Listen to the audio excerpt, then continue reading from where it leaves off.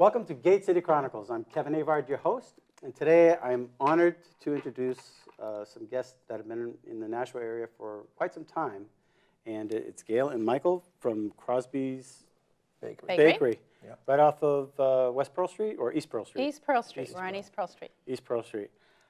I went in to buy a cake, and I came out with an interview, so this is gret. Oh, that's right. Right. That's right. I remember the day you came in. Yes. You were looking for, I was think it a cake for your wife.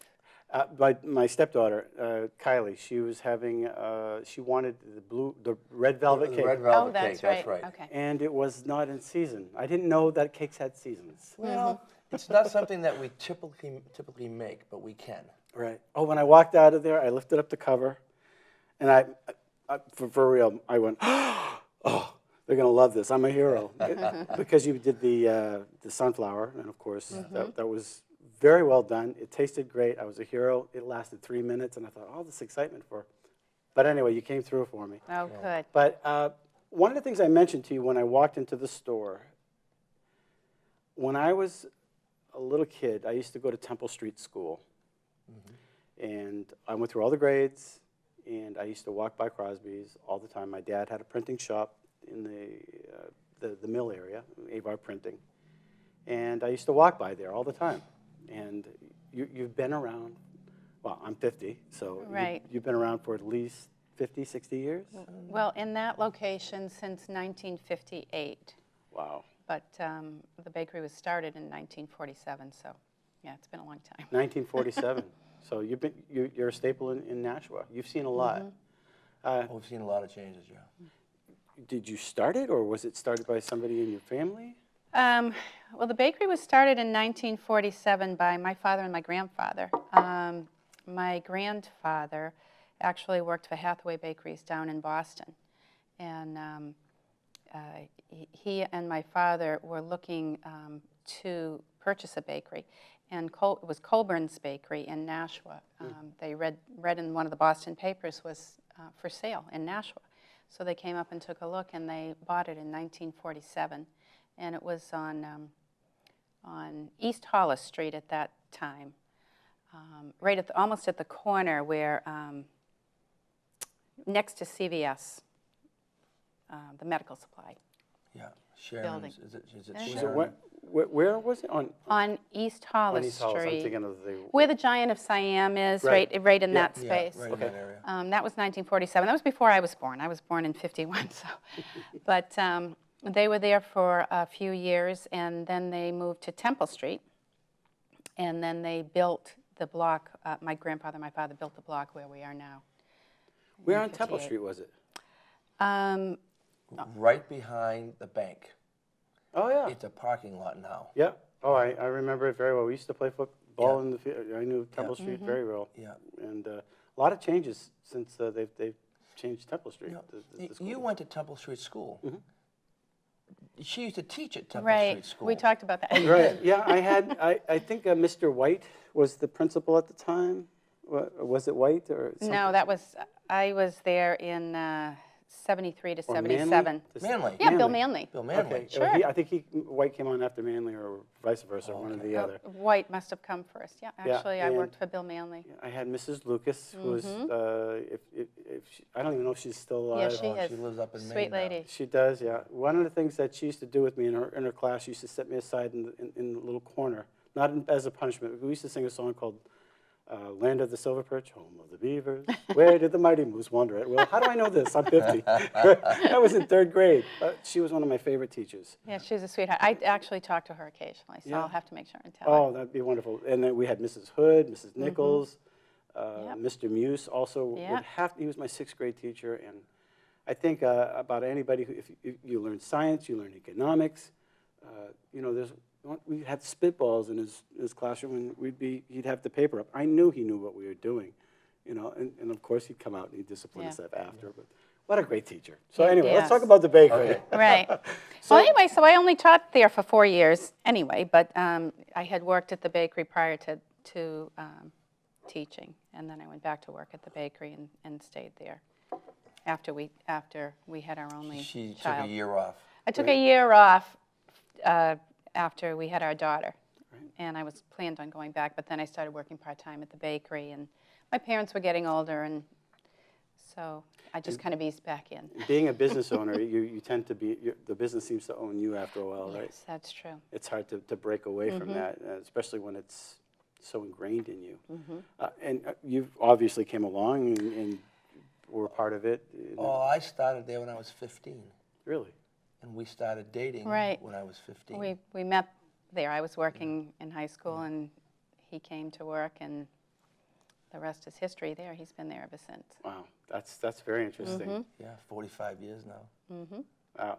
And well, I thought, you know, when I walked by, it's a staple. There's not a whole lot that's changed, or in the bakery itself. No. You walk in, everything's the same. But you know, Spring Street School's gone. There's a parking lot where there's, you know, the bank there. A lot of different things. You've seen a lot of changes. Yeah, the Mary Sweeney home across the street, that wasn't there. We watched that get built, and the courthouse was built. I was there the day the wrecking ball came and knocked Spring Street down. Yeah. I remember I was working that day and watched that. Was that happen. emotional at all? Yes, I mean it I was. went to Spring Street also, yeah. Yeah, it was. We used to do hot lunch there from Temple Street. We'd have to walk and go into Spring Street, walk downstairs, have our meal, and walk back. In the pit. In the pit. Yeah. Yeah, so that's exactly what it was. But the courthouse has been very good for our business. Very good for our business. Oh, good.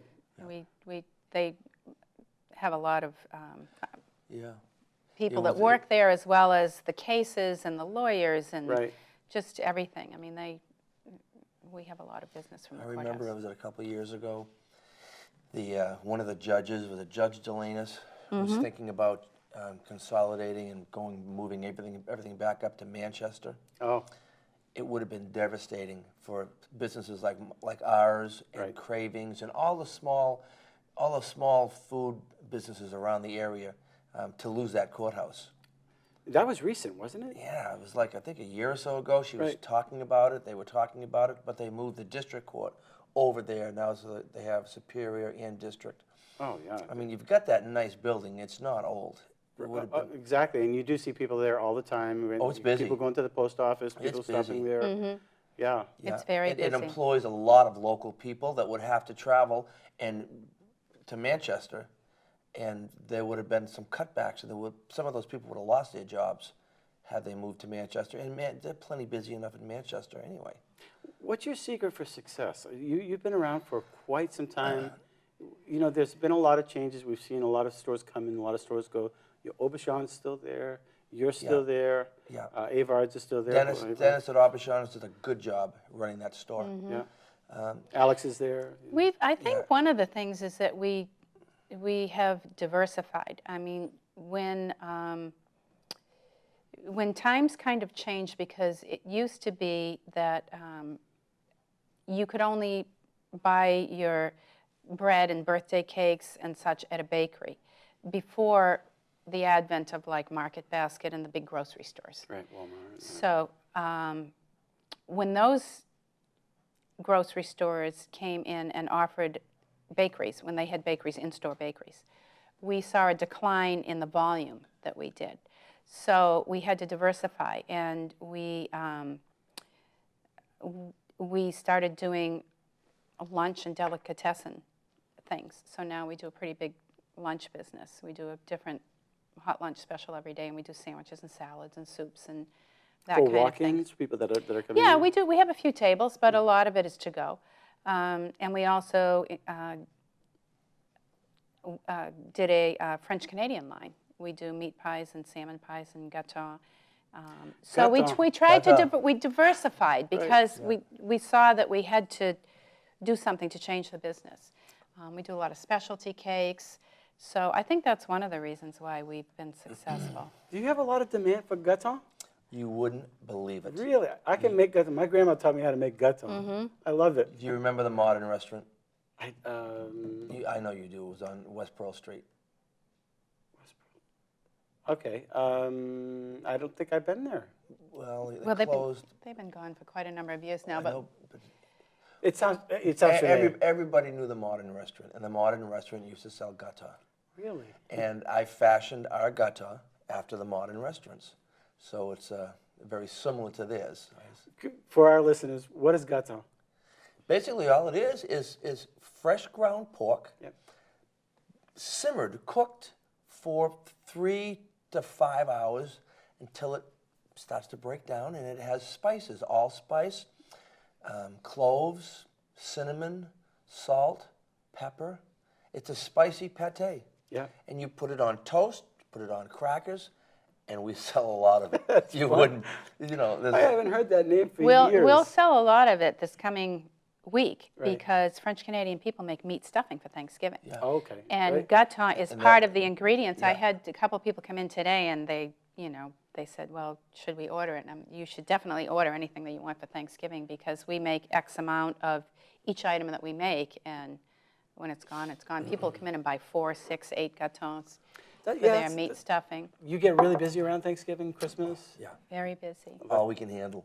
Very good. We, everybody's all hands on deck, and we're fortunate enough to have people that have worked for us in the past that come in and give us a hand and put in some extra hours to give us a lift because It gets really busy. Well, just for an example, we'll go in on Sunday. We don't work on Sundays. We're open Monday through Saturday.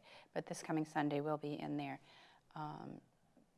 because we have Monday, Tuesday, and Wednesday before Thanksgiving. We have a couple of wholesale orders. One of them's for 150 pies. Another one's for 100 pies. Another one's for we're 50 gonna pies. So wrap those out on we have Sunday. to start preparing on Sunday the pies that we can make early enough. That'll still be fresh for Thanksgiving. Right. But we'll probably put out, I don't know, a total of around 800 pies for Thanksgiving. And then we do rolls and we do everything else goes along fruit with it. breads and Yeah. gâteau and everything else. So Get it's a your lot order of in quick. product that we have to, and you can't make it too far ahead of time because you No, want it to you be can't. fresh Right. at Well, the that's Thanksgiving another table. thing you asked a few minutes ago about, what we've done to stay in business, what differs us. In the grocery stores, all those pies, they all have preservatives in them. Right. And if you look at what's in them, you say, do I really want to eat Yes. this? Can you pronounce it? Yeah, you come in and you get an apple pie, blueberry pie, whatever, from my shop. It's fresh apples. The apples come from Windham, from Apple Acres. He cores them, peels them, and delivers them. Nice, local. He's going to bring me 30 bushels this week, all peeled and cored. And the only thing that goes in there is cinnamon, nutmeg, sugar. The end. It's just like your mother would make at home. That's nice. It doesn't have the preservatives. And that's one of the key ingredients that you were asking a minute ago about how, with the longevity is what's kept us in business because people want something that they know is healthy and wholesome. Right. And they can get it at our bakery, and you can't get that in the grocery stores. Years ago, when the grocery stores started opening and selling pastries and breads, they really weren't that good. Right. But you know what? They've got good products now. Market Basket, Shaw's, in their bakeries, they've got good breads, and they come in frozen, and they thaw them, they proof them, and they bake them, and they're really not bad. And that we have seen a decline in our bread because of that. So we haven't concentrated on bread. We're sticking with the pastries. You still do them a little Oh, we bit? still yeah. do. Oh, I make bread every day. We still I make bread every day. But there's no preservatives in our bread. That's the other Exactly. thing. So, the shelf life on our bread is Day or two? Or? 3 or 4 days. Yeah, the oatmeal bread maybe Yeah, I mean, because it's got a lot of molasses in it. It's a little bit. a little bit more. But if you buy a loaf of bread at the grocery store, I mean, it could last you a And month. everybody's busy. They go grocery shopping now, and they're going to get their bread Right. and their pies for while they're there at the grocery store. One-stop shopping definitely saves you a trip with everybody So we being have busy. we So have to vice- have something that people want to go out of their way Yeah, for. Right. and that's scratch. And that's I have the salesman come in all the time. We can buy these cookies. You can buy this. I don't want it. I've got to stay with what I know, and it's got to be scratch. Right. Well, you could definitely test it in the cake that you made. That was really the reason why I stopped by Crosby's. I could have gone to Walmart. I might have gone to Walmart, and it just dawned on me, buy local first. Give it a shot. If you got and then when you said, well, we don't really have that particular type of cake right now, Let me ask. But we did it for you. Yeah. You did. You came forward. Well, we tried it. We tried That was to. really nice of you to do that. I know you went out of your way and you had to make We made a special I batch just for appreciated that cake. that. Right, but we try to do that. We try to accommodate everyone. Occasionally we can't, but pretty much we try to do a lot of custom work. People come in, especially for cakes now, and we really try to to offer custom work. And I tell people, bring in a picture or something on your phone or whatever from a magazine or whatever you can, or from the internet, and we try to do what we can. That has definitely changed over the years. Oh, yes. Years ago, Gail's grandfather used to be the cake decorator, and her father, but her grandfather did all the wedding cakes. I remember when I was a kid. And you had a choice, round, square, rosebuds, yellow or pink. The end. The end. Right? That was it. Right. That doesn't fly now. No, no. Women know exactly what they want. Well, speaking of that, you know, the springtime, that's usually when the cakes are being made for the Yep. the weddings. A lot of spring weddings, yeah. And fall. And fall, Fall's a too. big time. Really? Yeah, a lot of fall weddings. So do people have to come in and you, obviously you're still making the cakes. I saw the books. Do you recommend them coming in way early? Or is it... Most brides do. They're so excited about being engaged. They come in right after they get engaged, and they like to find out like a year ahead of time. But most people will order a wedding cake maybe 6 months ahead of time. You don't really need to, though. We'll take them on a couple months' notice.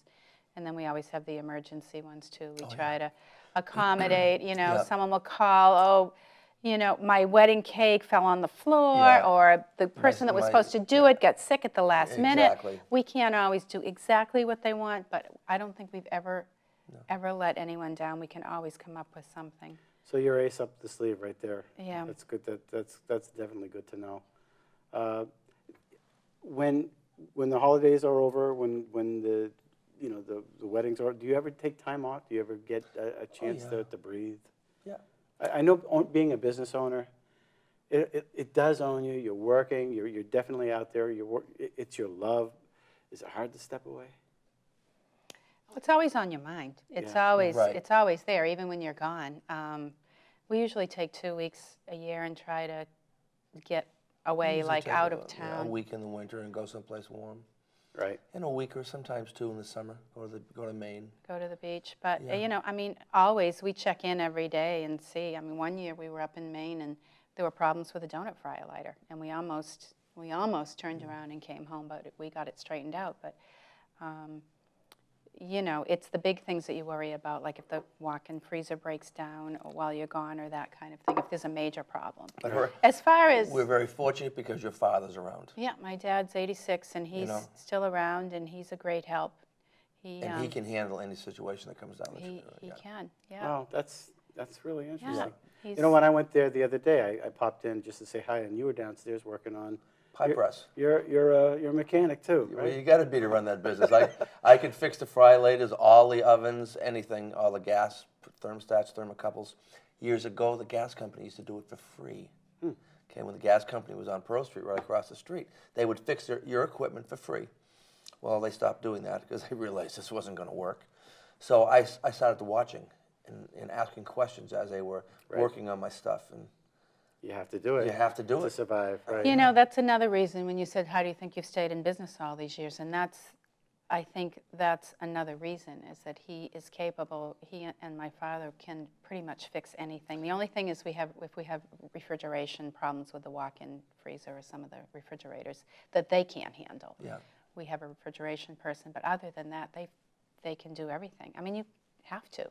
Right. If you paid for all that, you wouldn't be in business. So. Well, I know with my carpet cleaning business, if I'm not getting suction or something like that, I have to be a mechanic, and I'm not. But I make it work. If I got bubble gum, just like MacGyver, I can blow up a building. Yeah. But I Right. won't. And the other thing is I do all the books. I do the payroll and do all the books, so I know exactly what's going on. We don't have a bookkeeper. It's me. And I work in the store. So,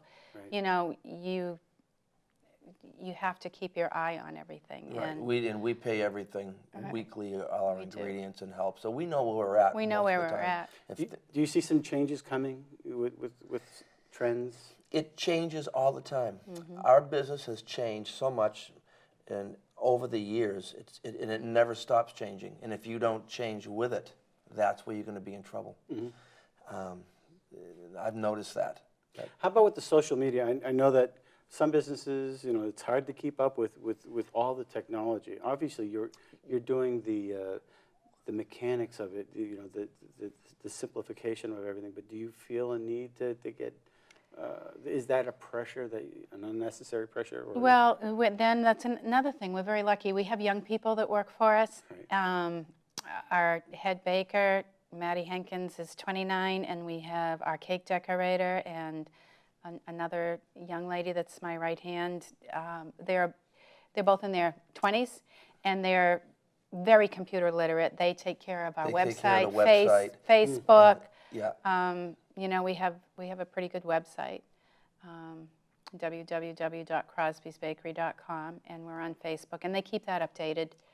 Do you feel that you'll have anybody to follow into your footsteps? Do you have anybody aspiring to be? You know, we haven't finished that chapter in the book yet. Yeah. We haven't.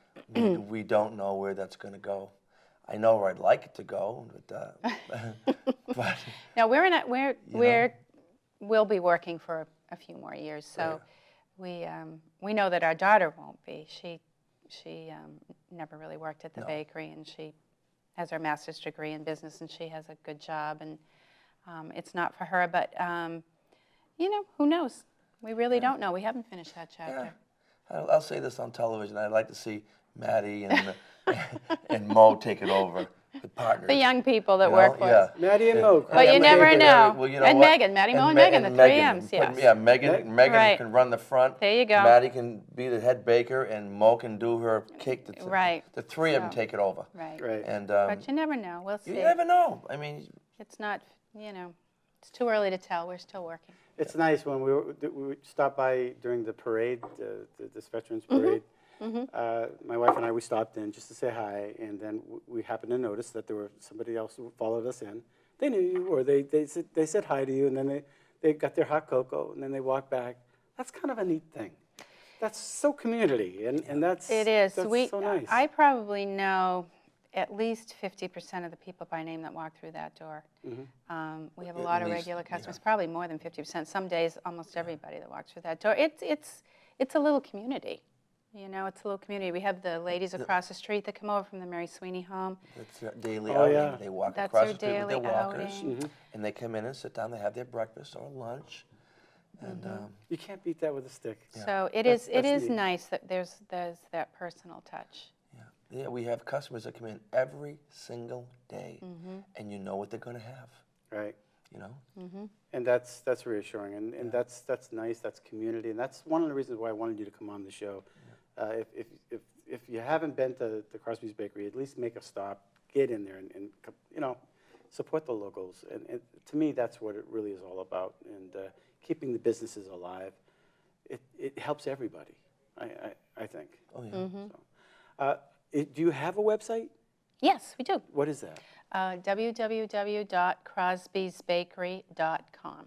And what's the phone number for the store? For the bakery, 603, obviously, Nashville area code 882-1851.